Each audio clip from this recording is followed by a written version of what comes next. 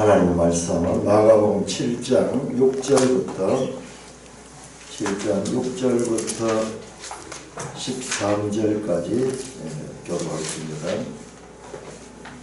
마가복음 7장 6절 이르시되 이사야가 너희 외식하는 자에 대하여 잘 예언하였도다.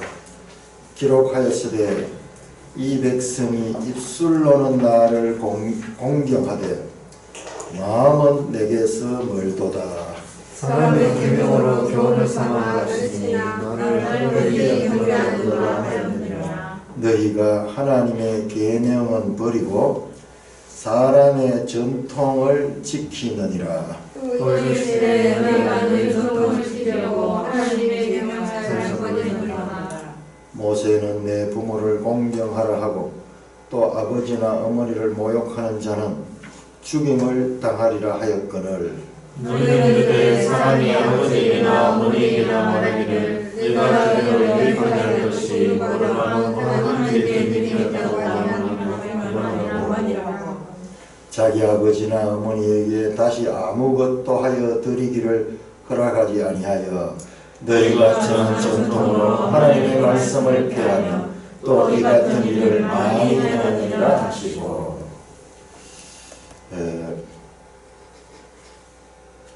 참 이 마가복음 한 장 한 장 한 달락 그 의미가 대단합니다. 여러분들이 일단은 이 스토리를 쭉 읽어주시고 제가 지금 시간에 부분 다 다루고 있는데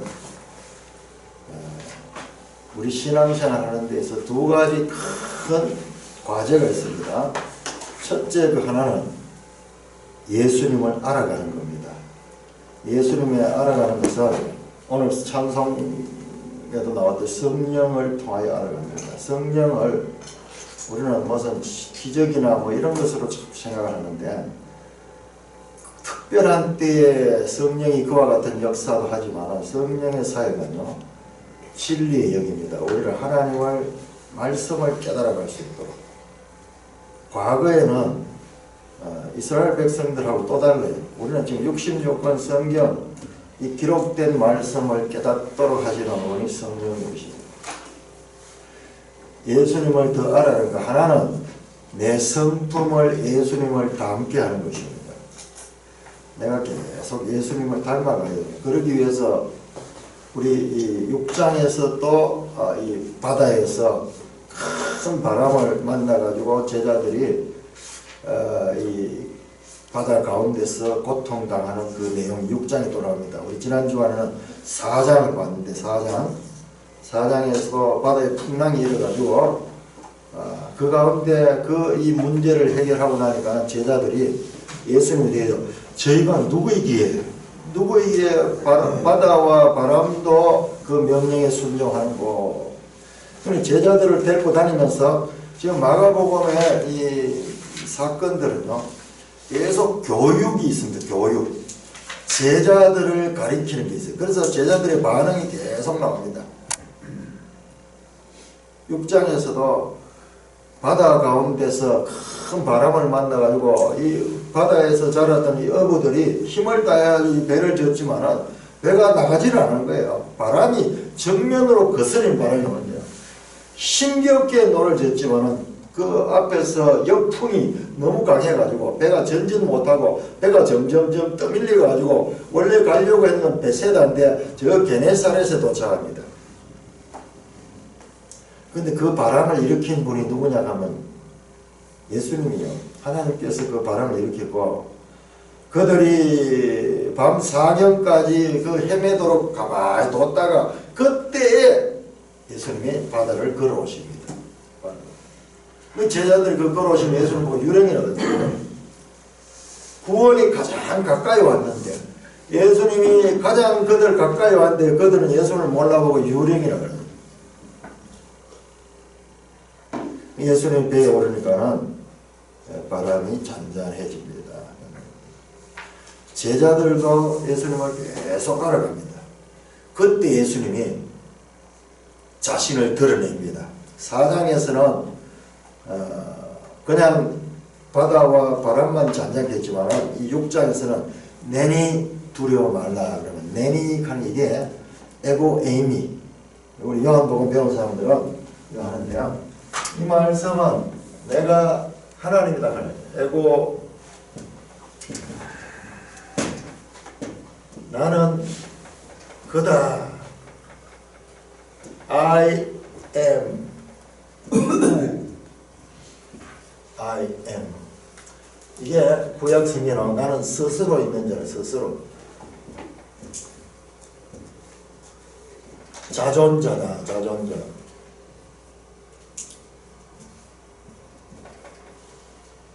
하나님은 원래부터 계신 존재자예요 존재자 나머지 모든 것들은 그 존재자의 피조된 사람 원래 존재하지 않았던 거예요. 이 존재자가 스스로 존재하는 나머지는 전부 다 하나님에 의해서 피조된 피조물들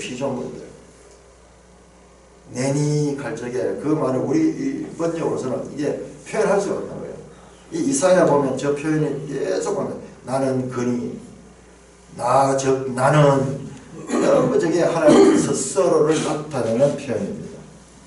제자들에게 예수님이 누군가 예수님이 봐도 하나님이시라는 것을 알려줍니다.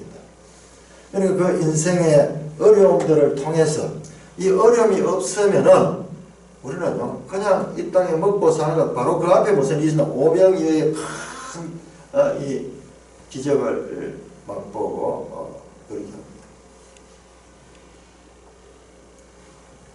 자 그래서 제자들 데려다니면서 계속 가리키면서 예수님을 알려주시면서 또 그들의 성품을 다듬어 갑니다. 성품을 다듬어. 하나님의 백성들은요 하나님의 백성들은 성품이 다듬어지지 않으면 평생 고생합니다. 왜냐? 그분에게 찍혀버렸어요. 하나님이 선택해버리기 때문에 그냥 내버려 둬버리면 어떻게 살아가든지 관계없지만 하나님의 백성은 반드시 하나님께서 그 삶을 통하여 성품을 변화시킵니다. 그러나 이것을 빨리 깨달은 사람들은 고생을 덜 하는데 이것을 빨리 깨닫지 못하면 평생 고생합니다. 그게 뭐냐? 자기 중심적이냐. 이게 깨뜨려지면은 우리 뒤에 보면은 그 이 스로보니게 여인 헬라 여인인데 스로보니게 여인이 그 딸이 귀신 들려가지고 그렇게 고통당하고 있으니까는 이 여인이 자존심이라는 건 다 없어져 버렸어요. 예수님 앞에 나와가지고 발 앞에 무릎 꿇고 막 내 딸을 고쳐달라고 예수님이 이 자기 자녀들의 떡을 개들에게 주지 않는다. 이 이방 여인이거든. 이방 여인을 갖다가 개라고 취급하니까 그 여자가 개라 하는 소리를 듣고도 자존심이 상하는 것이 아니라 맞습니다. 그러하나 개들도 그 주인의 상에서 떨어지는 부스러기는 먹습니다. 주님 그 부스러기라도 주십시오. 이렇게 나오잖아요. 내 믿음이 크다. 그 말을 듣고 예수님이 내 믿음이 크다. 회당장 야이로 보세요. 회당장 야이로가 왜 이런 이 다른 사람들 그 당시에 종교 지도자들은 다 예수님을 대적하는데 회당장 야이로는 왜 예수님 발 앞에 무릎 꿇고 와서 자기 이 문제를 해결시켜요. 자기 딸이 죽어가니까 인생에 그보다 더 큰 이 절체절명의 문제가 되는 거예요. 그러니까는 그 삶의 고난이 오니까는 자존심이고 뭐고 아무도 없는 거예요. 다 내놓고 그 발 앞에 엎드려가지고 창조주 자존자 앞에 피조물은 이게 당연한 거예요. 당연한 거예요. 내가 피조물이 자꾸 내가 자존자 같이 생각하는 거예요. 피조물 가운데서도 죄인들이 속이 아무것도 없어요. 속이 아무것도 없습니다. 자존심이 없습니다. 세상은 자존심 먹고 산다고 하는데 그건 세상 이야기고 하나님의 백성들은 그 자존심이 하나님 안에서 다 깨어져야 돼요. 그걸 지금 보여주는 거예요. 그걸 보여주는 거예요. 제자들도 계속 못 알아듣습니다. 계속 가르침을 받고 있습니다. 진리 문제와 성품 문제 이 두 가지는 그리스도인들이 평생 진리에 대해서는 더 깨달아가야 되고 성품에 대해서는 점점 더 겸손해지고 낮아져야 된다. 이 두 가지는 평생의 저와 여러분들의 과제입니다. 자, 오늘 우리 본문을 보시면은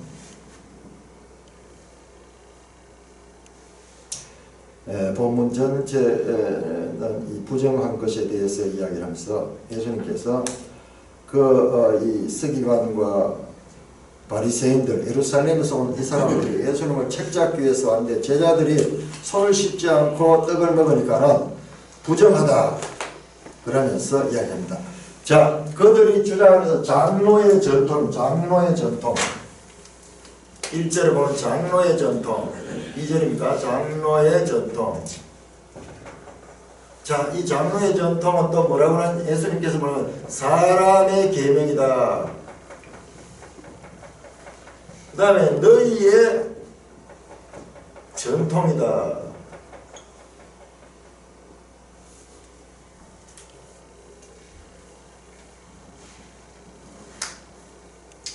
사람의 전통, 또 사람의 전통.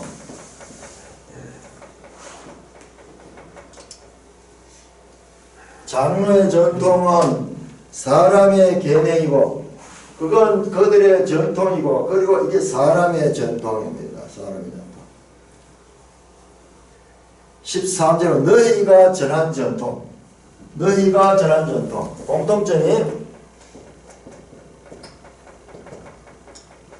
공통점이 이게 다 장로도 사람이고 너희 사람이 사람. 사람이 전통밖에 없지. 이 세상엔 사람 전통밖에 없지만 예수님은 하나님의 계명을 하나님의 계명. 이게 하나님 말씀이라.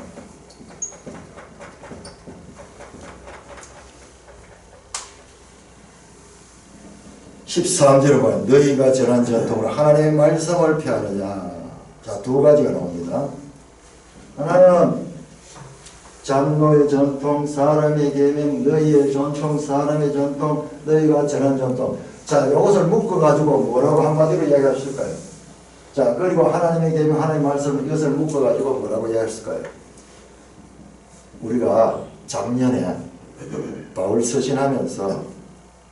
서신 또 요한복음 하면서 계속 몇 달 동안 다뤘던 문제가 있습니다. 그 주제하고 어떻게 연결됩니까? 성경을 자꾸 이렇게 그 가르침이 일치했죠.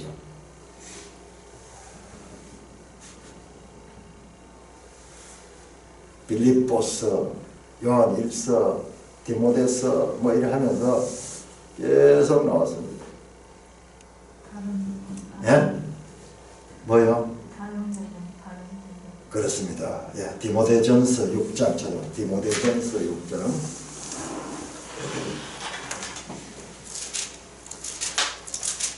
디모데전서 6장 3절. 6장 3절. 시작. 누구든지 다른 교훈을 하며 바른 말 곧 우리 주 예수 그리스도의 말씀과 경건에 관한 교훈을 따르지 아니하면, 자, 이거는 뭐냐? 이게 한마디로 다른 교훈. 이것이 바른 교훈. 바른 교훈은 하나님의 말씀을 그대로 바르게 깨닫는 거고요. 바르게 깨닫고 바르게 가르치는 거예요. 그런데 이게 왜 안 되느냐? 왜 똑같이 하나님의 말씀을 듣는데 하나님의 말씀이 이렇게 변질되느냐? 그 이유가 지금 오늘 본문에 나와 있어요. 1절하죠. 오늘 본문에 7장 1절에서 23절 가운데 그 이유가 어디에 있습니까? 왜 하나님의 말씀이 그대로 전해졌는데 하나님의 말씀이 그대로 전해지지 않고 하나님의 말씀이 왜 이렇게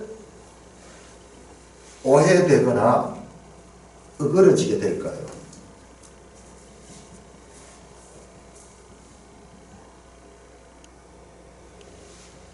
그것이 14절부터 나오는데 마음이에요. 마음. 21절 보시면은 21절 속에서 곧 사람의 마음에서 나오는 악한 생각. 자, 이 하나님의 말씀이 사람을 통과하면서 이 사람을 통과하면서 그냥 하나님의 말씀으로 나가지 않고 변질되어 버려요.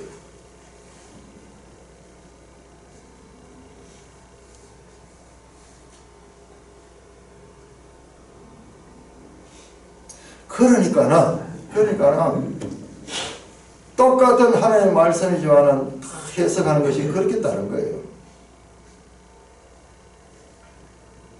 실제적으로 데이터를 보면은요, 오늘날 방송에서 설교들이 넘쳐나게 나와 있지만 그 가운데서 바른 교훈으로 나오는 수는 극소수예요, 극소수.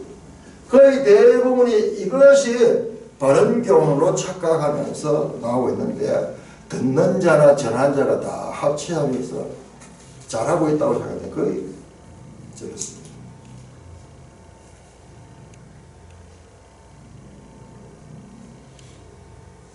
자, 예수님께서 이 말씀을 하시면 인용한 말씀이 이사야 29장입니다. 이사야 29장을 한번 찾아보겠습니다. 이사야 29장. 자, 우리 복음서 하면서 자꾸 이 복음서의 해석이 어디서 나오냐 그러면 시편하고 이사야서예요. 시편하고 이사야서. 이사야 29장.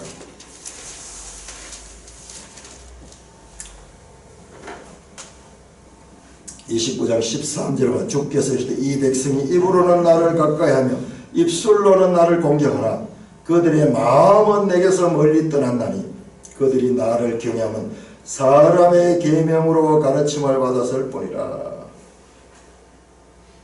이 말씀을 지금 예수님이 인용하시면서 지금 예루살렘에서 온 바리새인과 서기관들을 지금 가르치는 거예요. 그들이 정통 유대교의 선생들인데 그 선생들이 사람의 계명에 빠져 있다는 거예요. 여기. 이 말씀은 그때나 지금이나 똑같습니다. 오늘날나 그때나 똑같습니다. 우리가 하나님의 말씀을 깨달아가는 과정에서요, 얼마나 많은 시행착오를 겪는지 모르겠어요. 평생 시행착오를 겪으면서 예수님을 더 알아가는 거예요. 더 알아가는 거예요.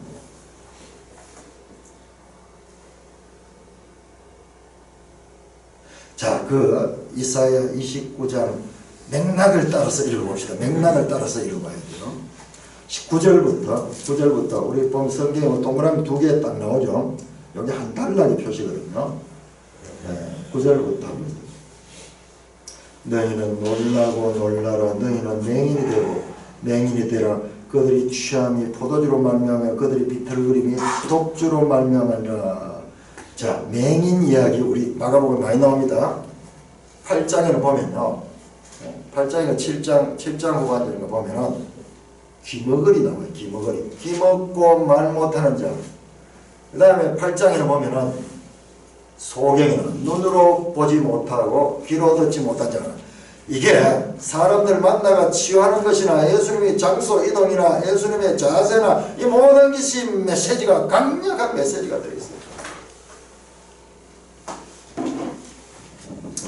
자, 너희는 맹인이 되고 맹인이 되라. 그들이 취함이 포도주로 말미암아 비틀면 독주로 말미암아. 왜 이들이 보지를 못하는가? 지금 제자들이 옆에서 들을 때 예수님께서 그렇게 말 14절에 무리를 다시 불러 이르시되 너희는 다 내 말을 듣고 깨달으라. 17절에 무리를 떠나 집으로 들어가시니 제자들이 그 비유를 묻자는데 예수께서 너에게 이렇게 깨달음이 없느냐. 깨닫지 못하는 거예요. 지난 주간에 우리 그 헤아림을 우리 전 권사님이 깨닫는 거다, 이해하는 거다 그렇게 말씀했는데 그걸 꼭 붙들어야 돼요. 지금 그 이야기가 이어지고 있는 거예요. 그 이야기가 예수 더 아는 것, 예수 더 말씀을 더 바르게 이해하는 것은요 얼마나 중요한지 몰라요. 근데 우리 성도들이 성경 대충 알고 내가 예수를 다 아는 것이 아닌데 아니에요. 계속 알아들어가는데 알면 알수록 제가 지금 발견했는 거는요, 와, 우리가 예수님을 너무 오해했다. 예수님을 그냥 우리를 위하여 십자가에 대속해 주신 구속주로만 생각했지 우리의 선생으로 생각하지 못했다. 예수님은요 우리에게 말씀을 가르치는 분이에요. 그냥 우리의 죄를 대속해 줄 속죄물로 오신 것이 아니라 그 속죄물일 뿐만 아니라 그보다 그 먼저는 뭐냐, 스승이 스승. 이 말씀을 지금 가르치고 있잖아요. 지금 마가복음에서 이사야에서 나오는 이 말씀을 인용하면서 이 뜻을 지금 가르치고 있잖아요. 자, 깨닫지 못하면 제자들도 깨닫지 못하고 종교인들도 깨닫지 못하고 예수님의 가족들도 알지 못하고 아무도 예수님을 모릅니다. 자, 왜 그런가? 10절에 보니까 대저 여호와께서 깊이 잠들게 하는 영을 너에게 부어주사 너희 눈을 감기셨으니 그가 선지자들과 너희 지도자들과 선견자들을 덮으셨습니다.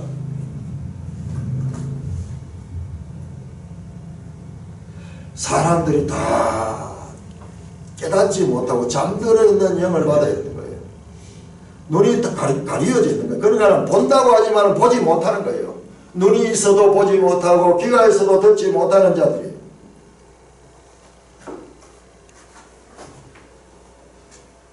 (11절) 그러므로 모든 계시가 너희에게는 봉안책의 말처럼 되었으니, 우리 성경을 줘도요, 성경을 봐도 이게 못 깨닫는 거예요. 봉안책, 그 앞에 뭐가 가려져 있는 거예요. 읽기를 읽어도 못 깨닫습니다. 우리가 지금까지 그래서 마가복음을 많이 읽어도 저도 깨닫지 못했어요. 근데 그 봉안 그와 같은 것이 쫙 열려지면서 볼 수 있는데 그 어떻게 성령을 통해서 그걸 볼 수 있어요. 자, 봉안책의 말처럼 되었으니 그것을 글 아는 자에게 주며 이르되 그대에게 청하는 이를 읽으라 하면 그가 대답하기를 그것이 봉안이지 나는 못 읽겠노라. 자, 글을 아는 자가 글을 보고도 우리 책을 읽고 글을 알아도 무슨 말인지 모르는 거예요. 봉안해졌다. 이 책은 봉안해져가지고 내가 알 수 없다. 내가 못 읽겠다. 그 다음에 12절에 또 그 책을 글 모르는 자에게 주며, 먼저는 글 아는 자에도 모르고 글 모르는 자는 당연하겠죠. 이를 읽으라 하면 그가 대답을 나는 글을 모른다 할 것이다. 책이 있어도 모르는 거예요. 아는 자가 없는 거예요. 그래서 나오는 말씀이 오늘 그 13절 말씀이야. 예수님께서 마가복음에서 인용하시는 말씀입니다. 이 백성이 입으로는 나를 가까이하며 입술로는 나를 공경하나 그들의 마음은 내게서 멀리 떠나니 그들이 나를 경외하면 사람의 계명을 가져.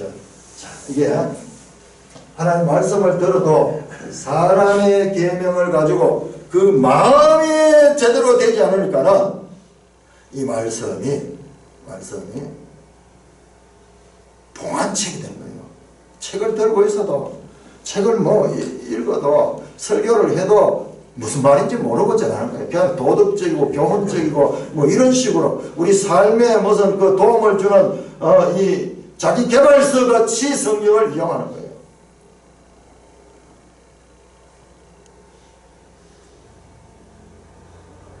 (14절) 그러므로 내가 이 백성 중에 기한이 곧 기이하고 가장 긴 날 다시 하니 그들 중에 지혜자의 지혜가 없어 명철자의 총명이 가려지더라.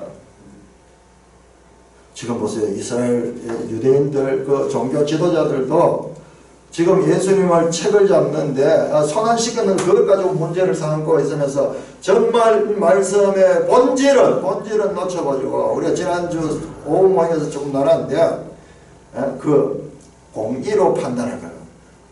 하나님의 뜻, 그 공의가 하나님의 뜻이 하나님의 뜻. 이게 바르다 하는 게 이게 공의라는 뜻이에요. 온전하다, 건전하다 하는 그 뜻이에요. 이게 옳다, 그러다 뜻이 아니고 건전하다.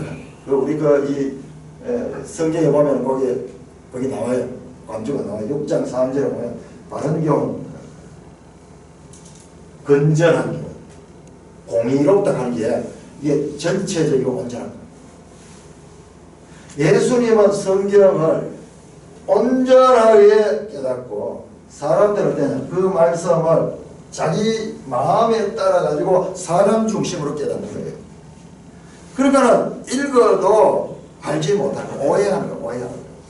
자, 이런 일이 마가복음 보세요. 마가복음 13장 7장 13절 한번 13절 같이 시작. 너희가 저런 전통으로 하나님의 말씀을 폐하며 또 이 같은 일을 많이 행하느라. 이런 일이 이 사람들만 있는 것이 아니라 많이 행하여지고 오늘날 우리도 지금 이와 같은 일을 똑같이 답습하고 있습니다. 답습. 이단들은 말할 것도 없고요. 정통이라고 하는 사람들도 사람의 가르침을 가지고 하나님의 말씀을 폐해버리는 거예요. 이 하나님의 말씀 원뜻도 모르면서 이게 하나님의 말씀이라고 전해보니까 원뜻이 드러나질 않는 거예요. 드러나질 않는 거예요. 그러니까 이 예수님이 말씀하시는 것은 항상 이 원뜻을 가르치는데, 지난 주간에 우리 끝날 무렵, 오후 시간에 끝날 무렵에 우리 우자매님이 이사야 11장을 난데없이 툭 들고 와도 이야기인데, 그 말씀이 어마어마한 말씀. 자, 우리 이사야 11장 봅시다. 이사야 11장. 그럼 뭔가 감이 탁 와가지고 그 말씀을 했는데, 제가 이 한 주간 지금 계속 이 말씀을 파고 있는데, 이게 연결되는. 자, 이게 지금 헤아림부터 시작해서 다 연결되는 말이에요. 헤아림부터 시작해가지고 11장 화면 한번 띄워주시고요. 자, 11장 1절에서 5절까지 제가 읽으면서 말씀드리겠습니다. 이새의 줄기에서 한 싹이 나면 그 뿌리에서 한 가지가 나서 결실할 것이요. 여기 이새가 다윗의 아버지거든요. 왜 다윗의 후손이 지금 예수님을 가진 다윗의 후손이라고 이새의 줄기라고 하면, 이새는 그냥 평범한 사람이었어요. 그냥 평범한 사람. 다윗은 그 아들이 좀 왕이 되었고, 그러니까 지금 이 모습을 지금 예수님을 가리키는데 다윗의 후손이라기보다도 이새의 줄기라 그러면은 더 소각한 거예요. 더 소각하고 그냥 평범한 사람. 자, 그 위에 2절에 그의 위에, 자, 이새의 이 줄기에서 난 삭 또는 그 뿌리에서 나는 한 가지. 지금은 둥치는 잘려졌어요. 둥치는 잘려져 가지고 없어. 그런데 그 줄기가 나오고 그 다음에 그 뿌리에서 한 가지가 나오는 그것이 메시아입니다. 메시아. 스가랴 나오고 이사야 앞에 나오는 내용 보면은 메시아인데, 자, 메시아 위에 2절 같이 있습니다. 시작. 그의 위에 여호와의 영, 곧 지혜와 총명의 영, 모략과 재능의 영이요 지식과 여호와를 경외하는 영이 강림하신다. 그 이새의 줄기에서 나는 이 사람, 그분 위에 여호와의 영이 임하는 거예요. 여호와의 영. 예수님께서 세례 받으시고 물에서 올라오니까 성령이 쫙 임하시면서 이는 내 사랑하는 아들이요 내 기뻐하는 자라 하면서 성령이 임했잖아요. 그 여호와의 영, 그 여호와의 영은 어떤 영이냐? 지혜와 총명의 영, 모략과 재능의 영, 지식과 여호와를 경외하는 영이다. 영에 대해서 그 이새의 후손 가운데서 나타나는 그분에게는 영이 말인데, 그 영은 지혜의 영이고 총명의 영, 총명의 영. 여호와의 영이 말인데, 여호와의 영. 그리고 모략의 영이고, 또 무슨 영이라고 했습니까? 재능의 영이다. 재능의 영이다. 또 지식의 영이다. 지식의 영. 그리고 여호와를 경외하는 영이다. 이렇게 이 메시아 위에 임하는 영을 7가지로 표현하고 있습니다. 여러분, 이 7개를 보니까 혹시 무슨 그림 하나 생각나는 거 있습니까?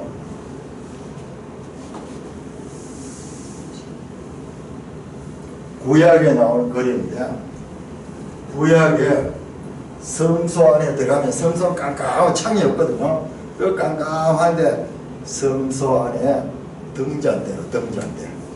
등잔대 모양이 이 모양 7개의 촛대로 되어 있습니다.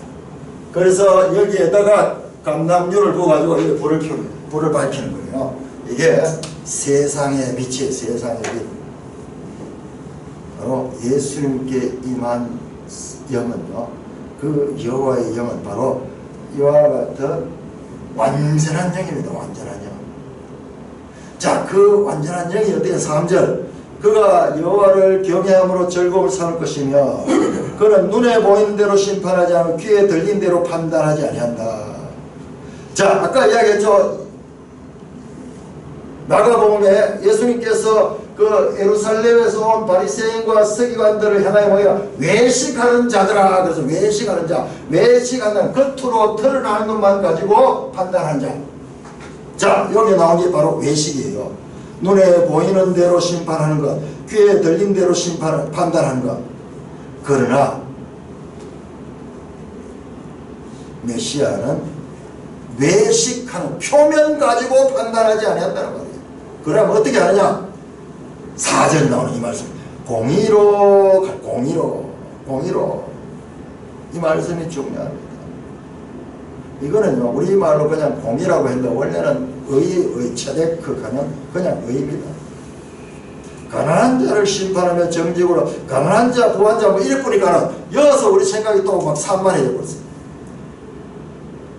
자, 그 입에 막대기로 세상을 치며 그 입술의 기운으로 악인을 죽으시며 5절 공의로 그의 혀의 띠를 삼으며 성실로 그의 몸의 띠를 삼으시다. 이 공의라고 하는 것이, 이것이 바로 이 7영을 통해서 아는 온전한 깨달음입니다. 온전한 깨달음.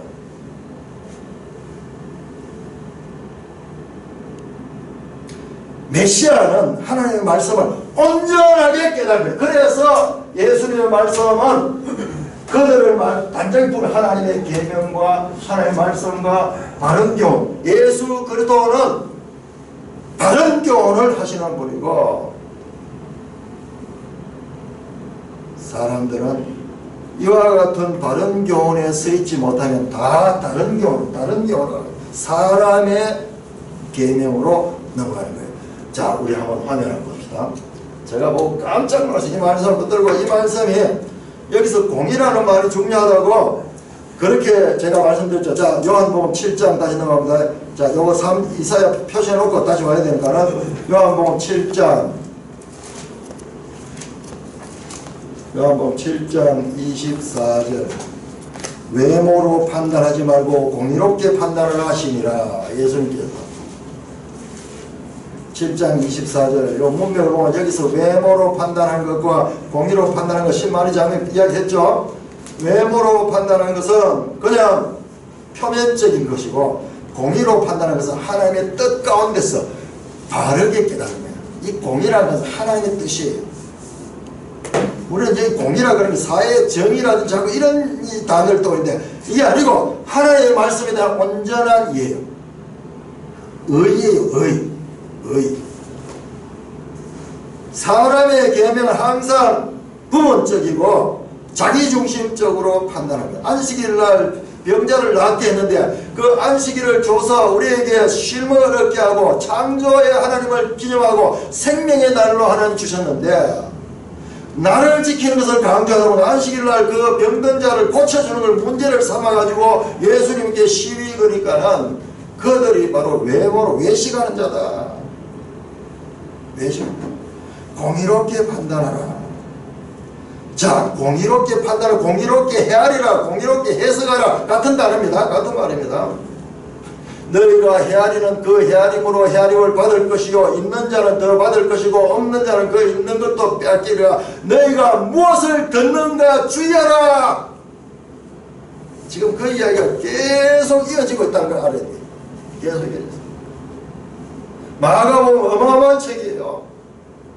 우리가 지금까지 봤던 거는 그 본질을 보지 못하고 그냥 무슨 사건인데 이게 아니에요. 어마어마한 내용들로 이렇게 연결되는데,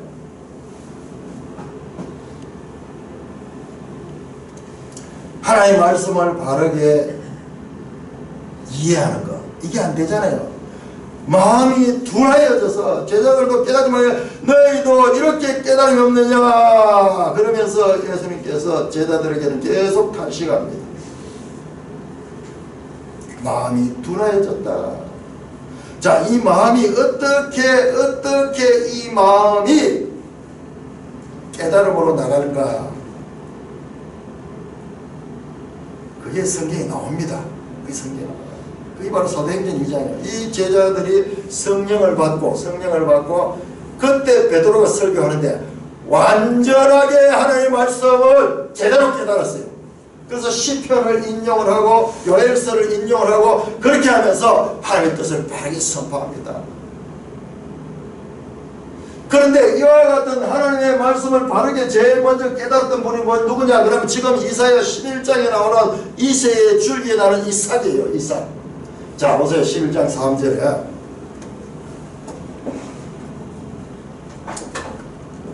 그가 여호와를 경외함을 즐거움으로 삼을 것이다. 이렇게 되어 있죠. 즐거움을 삼을 것이다. 자, 이쪽으로 갑시다. 이쪽으로. 자, 이쪽으로 좀 더. 여기까지. 여기. 이게 어디 갔지? 아, 여기네. 자, 여기에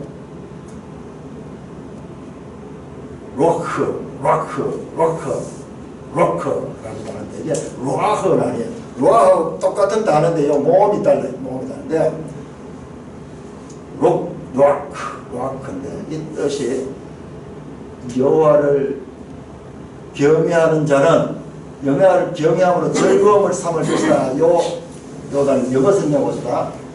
자, 영어 성경에 보면은 이 두 개의 성경인데 이건 ESV고 킹 제임스 버전인데 이 번역이 완전히 다르게 되죠. And his delight shall be in the fear of the Lord. 하나님을 경외하는 가운데 기쁨을 가질 것이다. delight 그렇게 되는데요. 킹 제임스는 전혀 다르게 되어 있어요. And shall make him of quick understanding in the fear of the Lord. 하나님을 경외하는 가운데 빠른 깨달음을 가지게 할 것이다. 그런 거예요. 완전히 다른 말이에요. 완전 다른 말. 똑같은 이 헬라어를 이렇게 다르게 번역했는데 왜 이렇게 다르게 번역이 됐는가? 옆에 한번 보세요. 자, 여기 이걸 한번 볼까요? 자, 이거 한번 보세요. 여기에 와크라는 단어인데 요 단어가 스멜, 냄새 또는 터치, 만지다. 그 다음에요. quick understanding. quick understanding. delight 하는 것이 있어요. 기쁨이다 하는 단어 있는데 이 단어가 가지고 있는 용례가 여러 개가 있어요. 그러니 히브리어는 너무 신비한 언어예요. 요 스멜 가는 거는 냄새를 맡는 거예요. 냄새를 맡아. 냄새를 딱 맡고 알았겠다는 거예요. 냄새를 딱 맡고 깨닫는 거예요. 터치, 만지는 거예요. quick understanding. 빨리 알아채는 거예요. 야, 어떻게 이렇게 단어가 차이가 있는가? 근데 킹 제임스 번역에서는 이걸 취했어요. quick understanding. 제가 봐도 이게 맞아요. 그래서 공의가 나오는 거예요. 예수님의 성령 일곱 영의 온통 지혜와 모략과 총명과 재능과 여호와를 경외하는 지식의 영이 와서 하나님의 말씀을요 냄새를 딱 맡고 온전하게 알았어. 그래서 그는 공의로 판단하는 거예요. 드러난 외모로 판단하지 않고 눈에 보이는 것으로 판단하고 귀에 들리는 것 현상으로 판단하지 않고 그는 공의로 판단한다. 하나님의 뜻을 그대로 깨닫고 그 뜻에 따라서 판단하는 겁니다. 그래서 공의로 허리띠를 살며, 여기서 이 공의는요, 정의롭다 하는 그런 차원이 아니라 그보다 더 놀라운 하나님의 뜻을 온전하게, 사람은 듣고 사람의 계명으로 왜곡시켰잖아요. 왜? 마음이 이 죄가 지배하고 있기 때문에 하나님의 말씀에 들어가도 그게 죄라는 그 법 안에서 이게 어그러져 버린 거예요.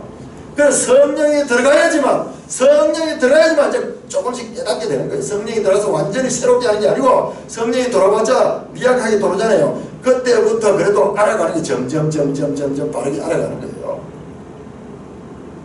그러니까 오직 여호와의 영이 일곱 온전한 여호와의 영이 예수님 앞에 들어가는 거예요. 그래서 예수님은 냄새만 딱 맡아도 하나님 말씀 온전한 뜻을 아는 거예요. 온전한 뜻을 아는 거예요.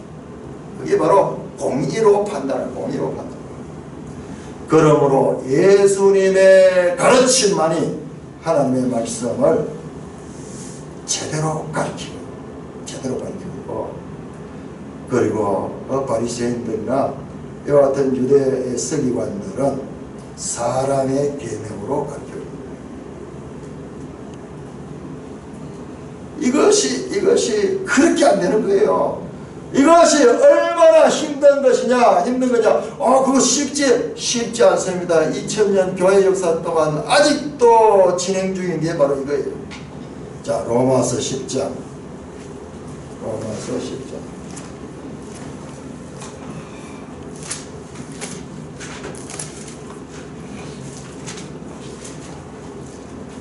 로마서 10장 2절 3절 2절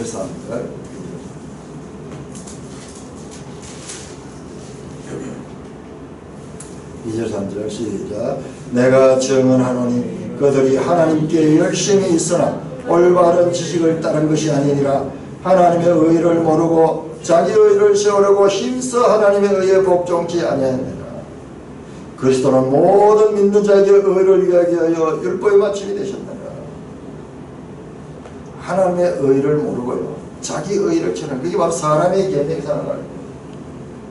온전히 예수님만이 하나님의 말씀을 공의롭게 깨달으시고 공의롭게 가르치는 거예요. 그러니까 구약 성경을 들어가지고 이게 원뜻이 뭔가를 지금 가르치는 거예요. 그래서 복음서에 나오시는 예수님은 성경 교사입니다.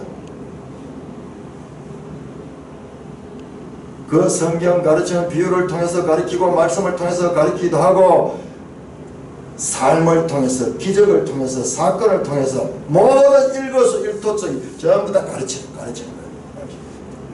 하나님의 뜻을 온전히 전하고 있는 것입니다.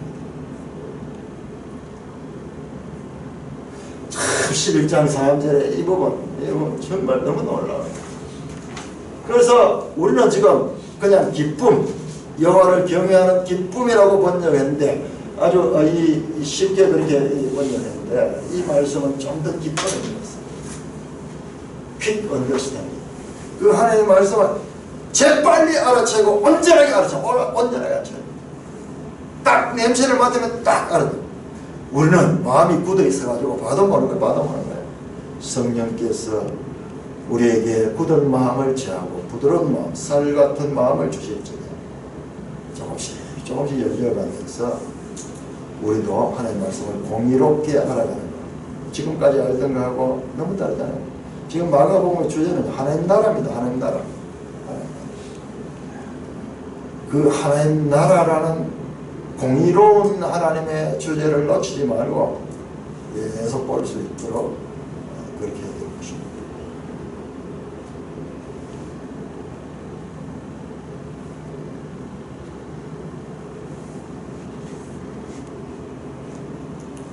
예수님께서는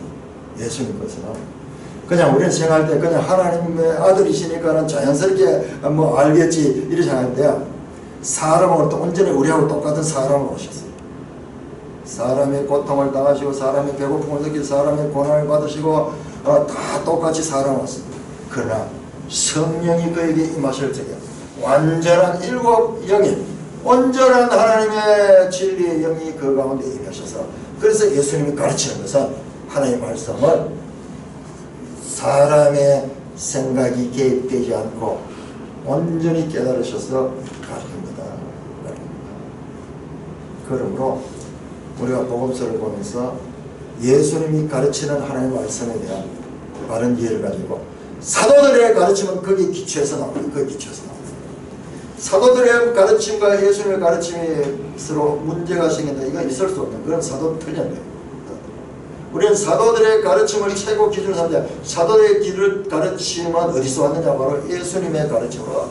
그래서 내가 너에게 전한 교훈, 아까 이 사람들은 뭐냐면 사람이 전한 교훈을 갖고 있잖아요. 장로들이 전해, 사람들에게 전해받은 그 전통을 붙들고 하나님의 말씀을 대신하고 있는데, 바른 교훈은 바로 예수님께서 가르치고 사도들이 그것을 배워서 가르치는, 내가 너에게 전한 교훈, 전한 교훈이 되는 것입니다. 혹시 나눌 말씀 있으신 분들은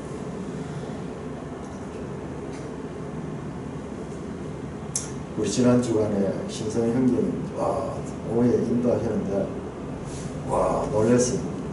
쫙 앞으로 저 에레미야서의 시드기야와 이 헤롯과 연결시키고, 그 다음에 그 헤아림에 그 있는 자는 더 받을 것이고 없는 자는 있는 것도 빼앗기를 그랬다.